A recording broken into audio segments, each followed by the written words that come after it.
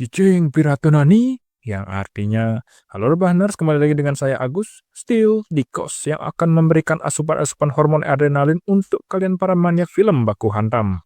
Pada kesempatan kali ini, kita akan membahas sebuah film tentang seorang polisi super dengan tinju keadilannya yang haus akan kejahatan.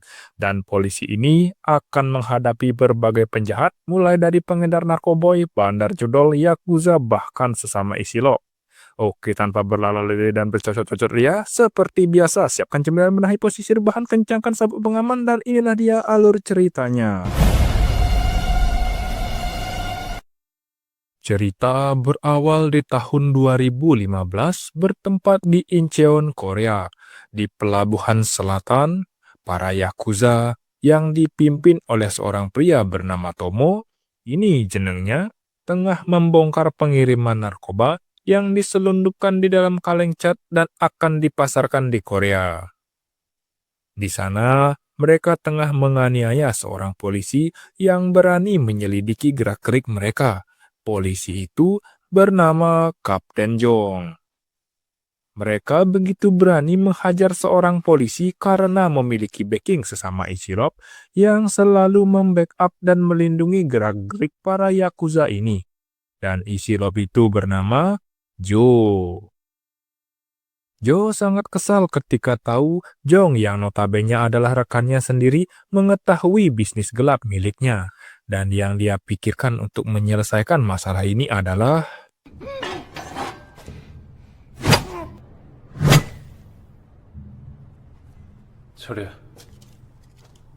Tomo sangat terkejut. Joe bahkan tak segan mengeksekusi rekan sesama Ichirop-nya. Namun, amarah Joe semakin meledak saat tahu ini semua akibat anak buah Tomo yang lalai dan kemudian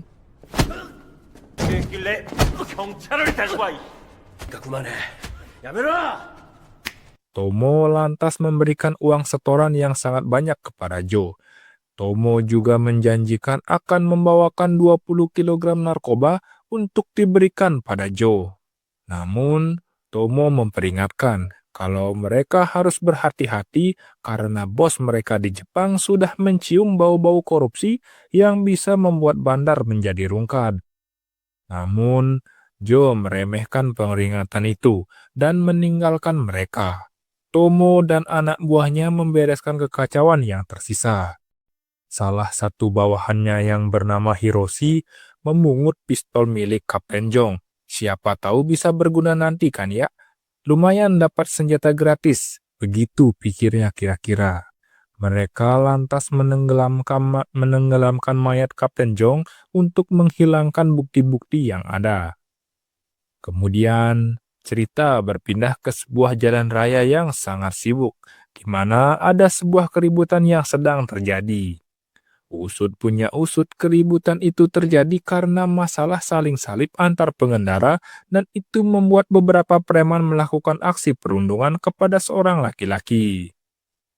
Di saat semua tak terkendali, muncullah sang jagoan keadilan yang siap menumpas kejahatan dengan tinju mautnya dan ya, kalian pasti tahu kejadian selanjutnya. 뭐야 이 새끼. 그냥 가 이 씨발 확 죽여버리. 이거 묻지마 폭행이냐? 죽지 마, 이 씨발놈아!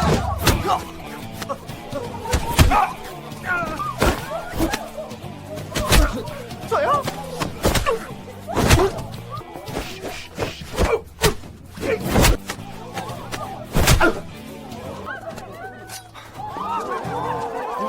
위험해!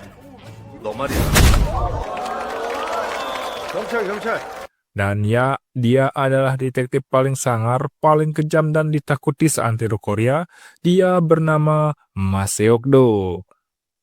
Mas Seokdo bertugas di kantor investigasi Metro bersama rekan-rekannya. Dikenal sebagai polisi yang kejam dan tak kenal kompromi dengan penjahat, dirinya sangat berbeda dengan Ichirop lain karena yang sudah jelas sosok seperti ini hanyalah hayalan yang ada di dunia film. Jadi jangan berharap banyak ya. Di hari itu, mereka mendapat sebuah kasus di mana ada seorang wanita yang meninggal dunia diduga akibat bunuh diri dengan melompat dari lantai atas gedung. Bukti penyelidikan forensik menyatakan tak ada bukti-bukti kekerasan yang terjadi. Namun si korban tidak meninggal karena jatuh dari lantai, melainkan karena serangan jantung yang diakibatkan oleh overdosis narkoba. Dan narkoba yang dikonsumsi oleh wanita itu adalah narkoba jenis baru yang diberi nama Hyper, yang memiliki efek 10 kali lebih kuat daripada narkoba pada umumnya.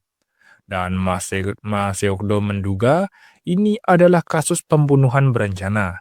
Dia juga mendapat sebuah petunjuk kalau sebelum meninggal korban sempat dugem di sebuah klub malam. Rekannya yang bernama Kim Man-jae berusaha menghubungi si pemilik klub untuk mendapat rekaman CCTV serta keterangan, namun tak mendapat respon darinya. Meski begitu, bukan Maseokdo namanya jika tak barbar dalam mengungkap kejahatan.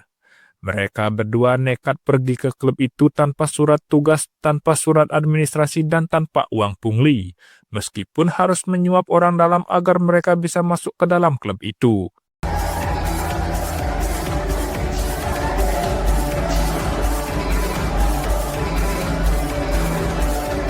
Di dalam klub, Maseokdo melihat dua orang pria yang mencurigakan berada di lantai atas.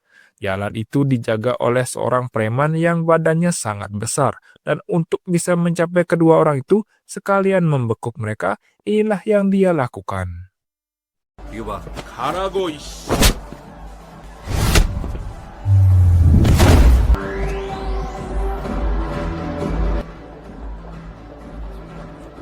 돈 있는 거 줘봐. 야, 하이퍼도 없냐? 퀄리티 괜찮죠? 오늘 제대. 아이 형님도. 뭐야 씨발. 야, 이거 안 갖고 와? 야 너 우리 아빠. 마약이라고? 본부에 연락. 반갑습니다. 마트기 가 봅시다. 사모니까 그런 게 있어. 아우, 뭐 하는 거? 이걸 왜 담아? 야, 임마, 여기 봐봐. 이거 왜 담아? 오케이. 아니 근데 씨발 나보다 새끼를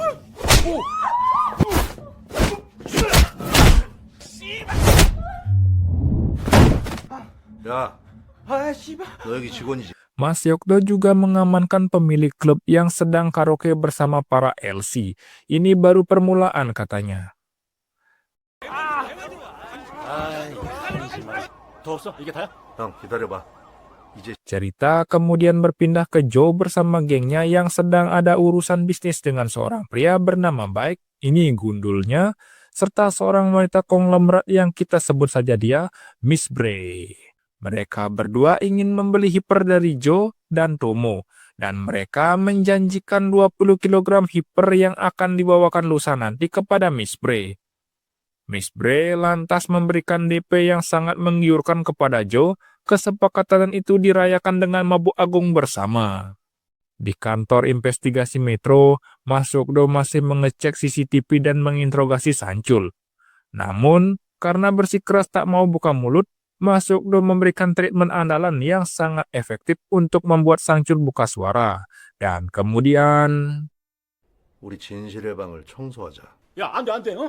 한 번만 더 CCTV 가리면 전부 청소할 때가 됐어. 박래야, 예. 난 안 하면 좋겠는데.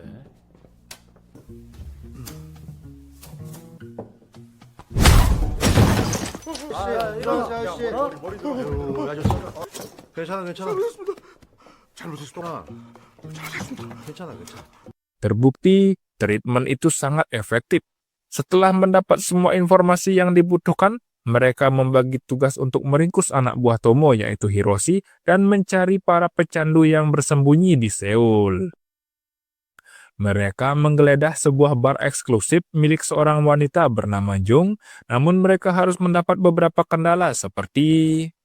진수님 안녕하세요. 너 어떻게 문을 부신 거야? 새끼 남의 가게를 죄송합니다. 진수야? 아니 나가. 아니 나가라고. 저 심장 떨어졌네. 말이야. 경찰이라니까 경찰. 사장님. Mereka kemudian meminta keterangan kepada Nona Jung dan adiknya. Mereka mendapat fakta kalau Hyper diproduksi sendiri di Korea, namun barang mentahnya didatangkan langsung dari Jepang. Mereka juga mengenal Hiroshi yang selalu datang setiap minggu ke bar miliknya. Si kapten dan anak buahnya mendatangi apartemen milik Hiroshi dengan maksud untuk musyawarah dan membekuk Hiroshi. Namun, hal itu tak mudah, karena mengingat mereka berurusan dengan Yakuza plus seorang narkoboy, mau tak mau mereka harus bermain keras. 誰だ。車をどかしてください。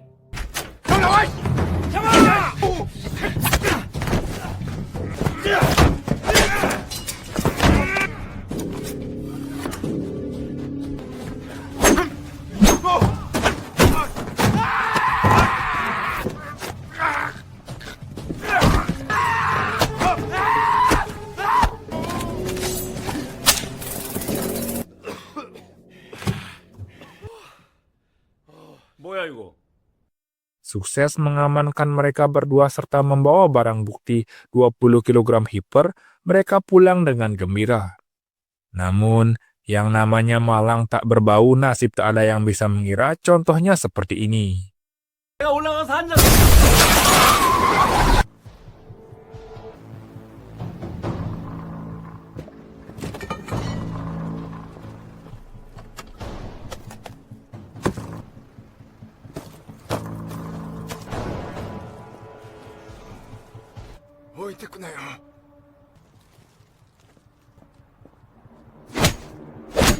Kalian bisa menebak siapa orang-orang ini? Ya, benar, mereka adalah Isilop Joe CS yang mengambil 20 kg Hyper itu beserta bermain cantik dengan menghilangkan bukti-bukti yang ada. Mereka lantas silaturahmi ke kantor Tomo sambil menyentuh beberapa anak buah Tomo dengan 100% tenaga, menyampaikan rasa kesannya karena Tomo lagi-lagi lalai menjaga bisnis mereka. Tomo lagi-lagi mengingatkan Joe, jika mereka bisa mokat kalau masih berani mencuri narkoba milik bos mereka. Joe masih tak menganggap itu serius, dia malah mengancam Tomo jika sampai transaksi ini gagal, mereka akan mengeksekusi Tomo hingga ke akar-akarnya. Mas Yokdo dan Manjay menjenguk rekan-rekan mereka di rumah sakit. Mereka menderita luka cukup serius dan si kapten harus operasi berat akibat benturan yang terlalu keras di kepala. 많이 다치셨어요. 이런 씨. Sebuah pabrik yang di luar terlihat tak ada yang aneh dari pabrik ini, namun sebenarnya pabrik ini adalah tempat pembungkusan Hyper yang disembunyikan di balik siput mentah. Pabrik itu dikelola oleh seorang pria boti melambai yang kita sebut saja dia Wowo. Wowo berkewajiban untuk menyetor hasil penjualan Hyper kepada Tomo. Tomo memberikan wewenang kepada Wowo untuk mengelola distrik milik Hiroshi. Wowo begitu senang bersemangat dengan hal itu. 내 말만 들어. Di rumah sakit, Mas Yokdo kedatangan seorang polisi bernama Donggu dan Pail. Mereka menemukan sebuah kejanggalan. Pistol milik Kapten Jong ditemukan di apartemen milik Hiroshi. Donggu menceritakan kalau Kapten Jong telah menghilang karena menyelidiki Hyper seorang diri, dan kasus ini adalah tanggung jawab dari kepolisian Goryeo. Donggu mendapat sebuah informasi kalau 3 tahun lalu, para Yakuza bekerja sama dengan sebuah geng bernama Hiu Putih untuk menyebarkan Hyper di Korea. Namun 2 tahun kemudian, pemimpin Hiu Putih dibunuh oleh seseorang dan langsung mengambil alih seluruh geng serta melanjutkan penjualan Hyper bersama para Yakuza. Mas Yokdo dan Manjay lantas berkunjung untuk bertemu dengan pimpinan polisi Goryeo. Namun, tak disangka, dikira hanya isi lot biasa yang suka pungli sembarangan, ternyata Joe adalah kapten dari instansi kepolisian di sana. Dan kemudian... 직원분들 사고 당하셨다는 얘기 들었습니다. 이 나쁜 새끼들 빨리 잡아버려야 되는데. 네. 이게 야쿠자 애들하고 혹시 뭐 좀 나온 거 있을까요? 되지 않은 것들이 많아서 섣불리 말씀드리기가 좀. 아니 그 새끼 얼굴이라도 한번 보고 싶은데. 아무 괜찮은데. 제가 불편해갖고 제가 좀 너무 깊이 들어간 것 같아. 그만하자. 네. 알겠습니다. 잠깐만. 왜요? 됐다는데. 아 형. 누구야? 무슨 문제? 자세하게 말씀. 맞습니다. 예민하시네. Mereka lantas pergi ke sebuah komplek penjualan mobil di Incheon Timur untuk mendapat informasi lebih lanjut mengenai geng hiu putih dan para yakuza yang didapat oleh Donggu. Di sana, mereka bertemu dengan pria bernama Cherry. Meskipun hal itu cukup merepotkan karena 박았네, 저 씨발놈. 야! 아! 헐! 죽기 싫으면 그냥 가. 너 그 씨발 어떻게 오늘 어떻게 스텝 한번 밟아? 아이씨. 한다. 아이씨. 야야, 자는 거 아니야? 야 정신 차려. Cherry ternyata adalah mantan anggota dari geng hiu putih. Namun kini, dia telah pensiun muda dan lebih memilih mengurus showroom dan klub malam miliknya. Banyak yakuza yang minum-minum di klubnya, dia tak punya pilihan lain selain mengantarkan Mas Yokdo dan kawan-kawan untuk menggerebek para yakuza. Di Jepang, bos yakuza sekaligus bos dari Joe dan Tomo mulai bergerak untuk membereskan anak buahnya yang sudah berani padanya. Dan diutuslah tangan kanan sekaligus tukang pukul paling brutal yang dia punya, pria itu bernama Ricky. Ini jenengnya. Dia dan anak buahnya akan memburu Tomo dan Joe meskipun mereka berdua ngumpet di lubang LC sekalipun. Mengingat mereka telah mencuri pil dengan harga yang sangat fantastis itu. Dan kini, Joe, Baek, dan juga Miss Bray tengah menunggu kedatangan Tomo yang membawa pil itu. Baek sangat kecewa karena awal kerjasama mereka Joe sudah sangat mengecewakan. Joe lantas mendapat telepon dari Tomo kalau dirinya sedang melarikan diri dari kejaran Algojo kiriman Ichijo. Dan dia kini membawa pil-pil itu dengan menyembunyikannya untuk menjamin keselamatannya. Kabar itu jelas sangat buruk. Selain mendapat tekanan dari Baek dan Miss Bray, Joe juga mendapat ancaman dari para yakuza yang tengah memburunya. Para anak buah Tomo yang tersisa tengah sibuk mengemasi semua barang dan uang mereka. Namun mereka terlambat karena Ricky telah tiba dan... 리키다.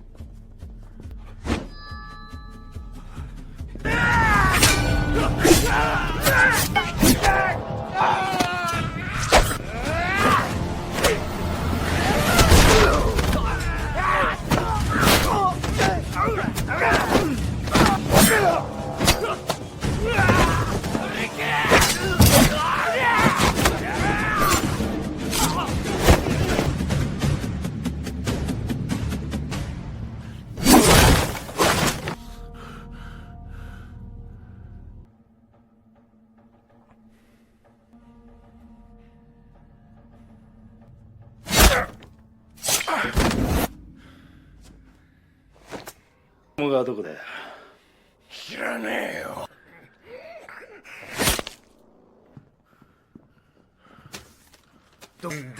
싫어해요. Di lain tempat, Mas Yokdo dan kawan-kawan telah tiba di klub dugem milik Cherry. Mereka kemudian diantar oleh seorang pelayan bernama Mimi untuk menemui para yakuza dan berolahraga bersama mereka.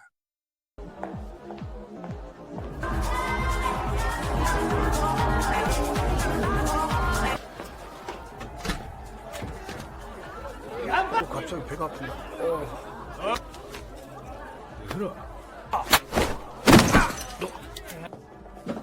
오지 마.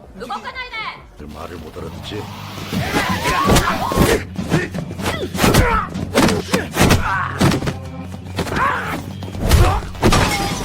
야야야, 차 빼라, 차 빼.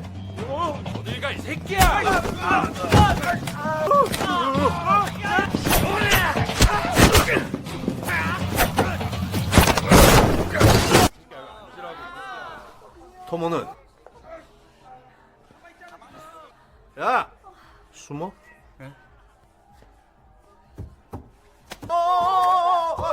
아이, 새끼가 이게.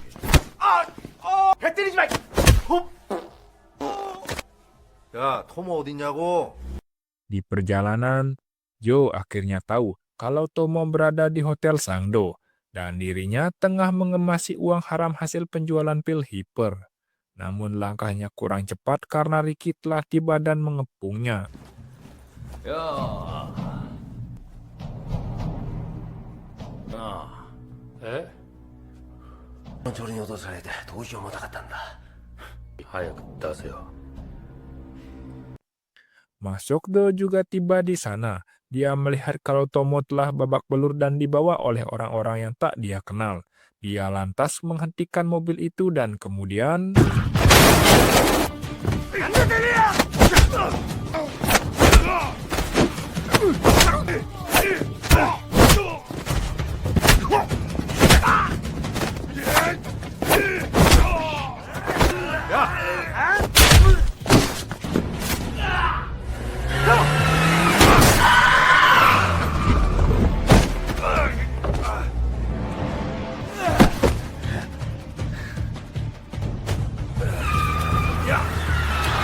Mereka kehilangan jejak Tomo dan orang-orang itu. Dari jauh, Jo mengawasi mereka berdua. Dia sangat kesal karena Mas Yokdo ikut campur dengan urusannya. Anak buahnya juga tak menemukan di mana pil itu disembunyikan. Jo lantas memutuskan untuk mencari keberadaan Ricky terlebih dahulu. Di pelabuhan, Ricky masih menginterogasi Tomo agar dia mau memberitahu keberadaan pil hiper itu. Namun, Tomo yang tak kapok-kapok masih berani mempengaruhi Ricky agar mau berkhianat kepada Ichijo. Jelas, hal itu membuat Ricky kesal karena dia adalah Yakuza yang memiliki kelas, bukan preman penjilat yang bisa dibeli dengan uang. Dan ia langsung mengirim Tomo ke alam baka. Keesokannya, mayat Tomo ditemukan dan tengah diotopsi oleh para polisi. Jo juga di sana menyaksikan rekannya yang sudah mokat karena macam-macam dengan Yakuza. Mereka lantas mendatangi bawahan Tomo yang berkhianat dan mengancam akan menghabisi mereka jika berani menyentuh pil hiper itu. 리키한테 가서 전해. Di lain tempat, Mas Yokdo kini tengah menginterogasi Wowo. Mereka mengumpulkan bukti-bukti dan fakta dan mulai memahami apa yang terjadi. Mereka mulai curiga adanya pihak lain yang juga ikut andil dalam kasus ini. 회장 직속 해결사. 그쪽 조직에서는 칼잡이로 나쁜 놈들은 잡아. Mas Yokdo menelusuri gudang tempat kerja Wowo, namun tak menemukan apapun. Dia lantas mendapat telepon dari Donggu yang mengabarkan telah menemukan mayat Kapten Jong. 바로 죽인 것 같아요. 근데 진짜 미친 새끼들이 경찰까지 죽이네. 살아있는 상태에서 수장시켰답니다. Di jam 2 dini hari, anak buah Jo yang bernama Lee Kang-ho, dia tengah mencari pil hiper yang dia kira disembunyikan di kantor Tomo. Namun nasib apes tak pilih-pilih korban. Naas, dia harus bertemu dengan Ricky dan akhirnya... 일선절 가.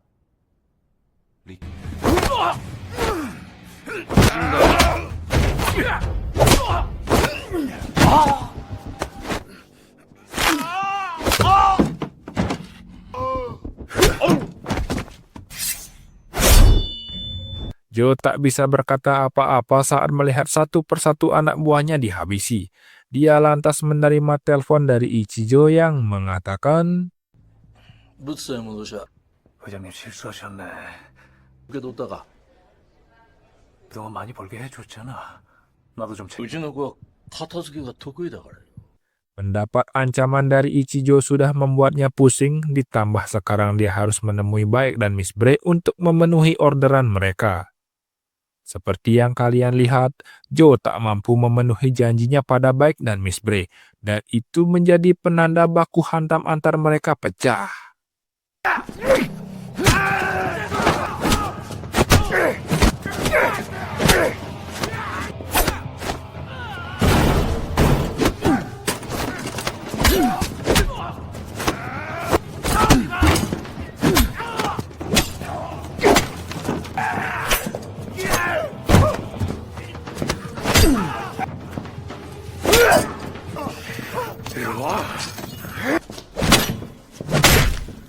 Pertempuran itu dimenangkan oleh Jo, dan dia masih meminta kesempatan kepada Miss Bre agar mau membeli pil-pil itu, dan mereka sepakat akan melakukan transaksi di luar Korea. Tak lama setelah itu, Mas Yokdo datang ke kantor Tomo. dia sangat terkejut yang mati adalah anak buah Joe. Dia lantas langsung OTW ke kantor kepolisian Goryeo untuk mendapat keterangan Joe. Karena kedatangan mereka tidak disambut baik oleh tuan rumah, Mas Yokdo memberikan salam kretek-kretek kepada anak buah Joe yang harus diajari soal sopan santun. 야, 또 볼 것 같은데 하면 죽탱이 날라간다. Mas Yokdo semakin curiga kepada Joe. Dia lantas menuju ke sebuah bar milik Yakuza sesuai petunjuk dari Wowo. Benar saja, Mas Yokdo menemukan beberapa Yakuza yang tengah mencari pil hiper di sana. Dan dia langsung baku hantam dengan para Yakuza itu. 너 일로 와봐. 부끄러세.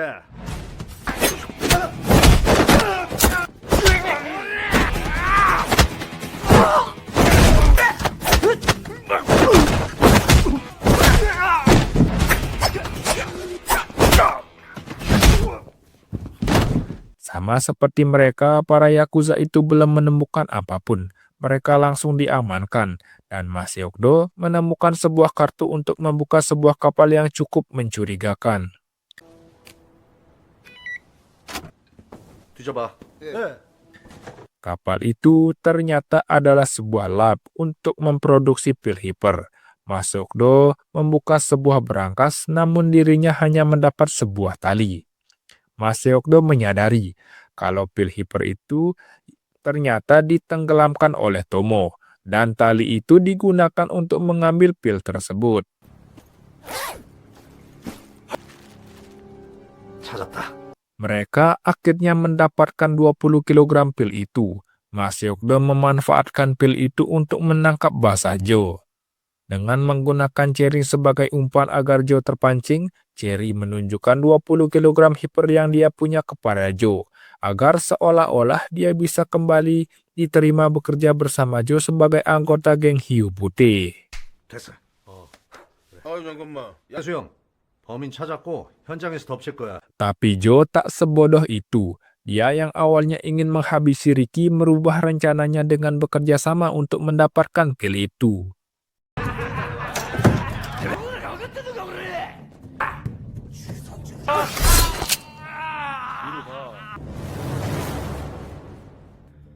나랑 거래 하나 하자. お前が持ってんのか? 너 이치로 약 잡고 싶지?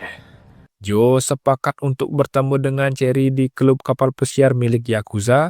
Joe menyuruh Cherry untuk mengantarkan pil hiper itu ke lantai atas dan inilah yang terjadi.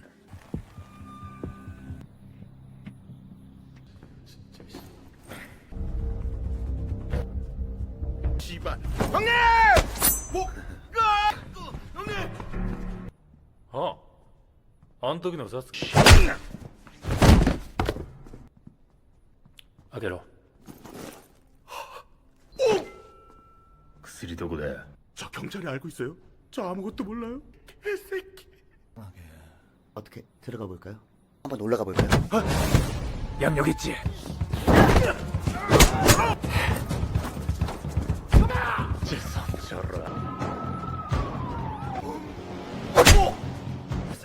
이딴 마셔부터 집어줘.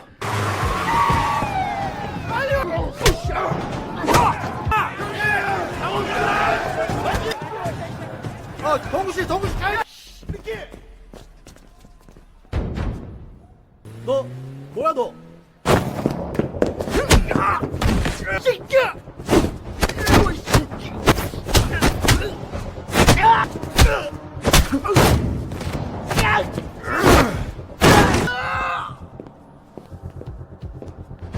Di sebuah restoran yang tak diketahui jelas di mana, Mas Yokdo disiksa oleh para Yakuza agar mengatakan di mana pil itu berada. Namun mereka sudah salah membawa orang karena yang mereka bawa adalah bencana berjalan, terlebih lagi karena mereka adalah penjahat, dan ya, kalian bisa tebak sendiri apa yang akan terjadi setelahnya. 그만 좀 때려.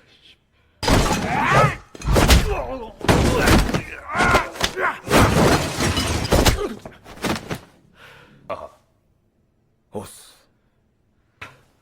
너도 마시니?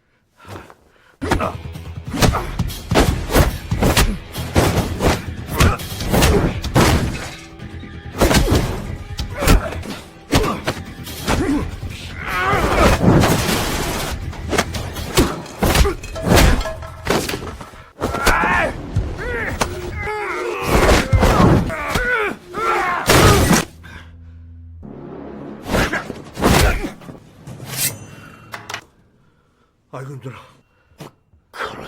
그 여기다 너 증거물.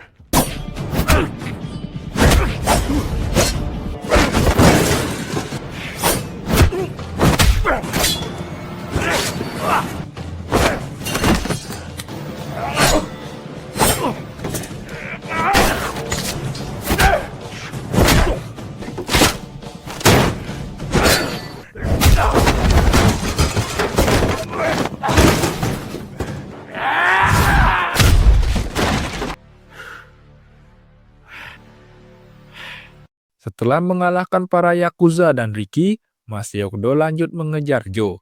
Joe pergi ke kantornya untuk mengambil uang serta emas miliknya, dan dia akan segera kabur ke luar negeri untuk bertransaksi dengan Miss Bray.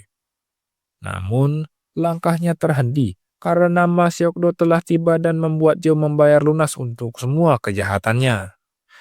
Dan sekarang, Joe harus merasakan tinju keadilan milik Mas Yokdo.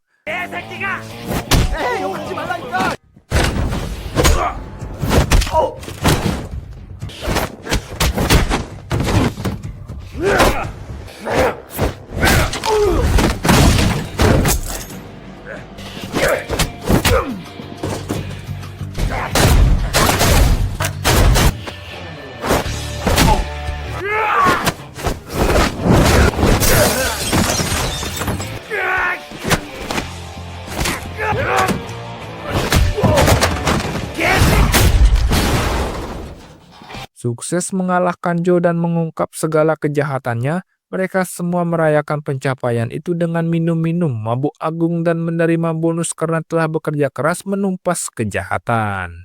Dan film pun selesai.